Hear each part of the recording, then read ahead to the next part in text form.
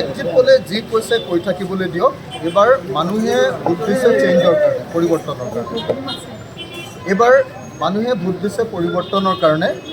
আপোনালোকে চাব, মানুহৰ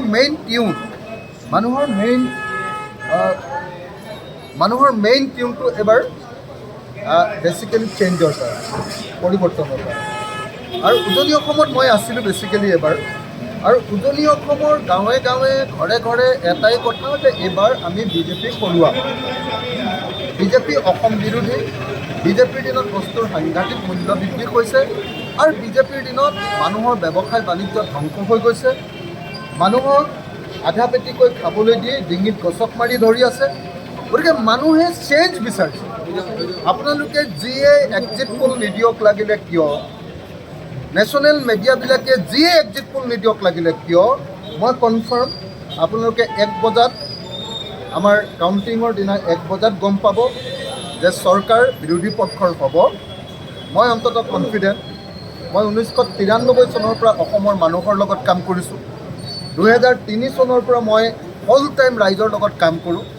গতিকে মানুহৰ পাল্ছ, মানুহৰ হৃদস্পন্দন, ৰাইজৰ হৃদস্পন্দন মই বুজি পাওঁ বুলি ভাবোঁ। আৰু সেইকাৰণে মোৰ দীৰ্ঘদিনীয়া অভিজ্ঞতাৰ ফলস্বৰূপে মই আপোনালোকক ক'ব খুজিছোঁ যে এইবাৰ বিজেপি চৰকাৰৰ বিৰুদ্ধে মানুহে ভোট দিছে, আৰু এইবাৰ আমি বিজেপিক হৰুৱাম।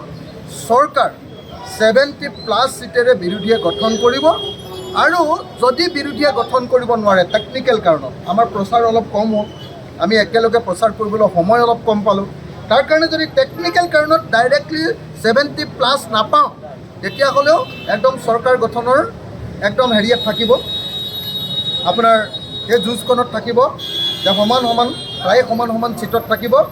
আৰু তাৰ পাছত বিজেপিয়ে আমাৰ মানুহ কিনিবৰ কাৰণে চেষ্টা কৰিব।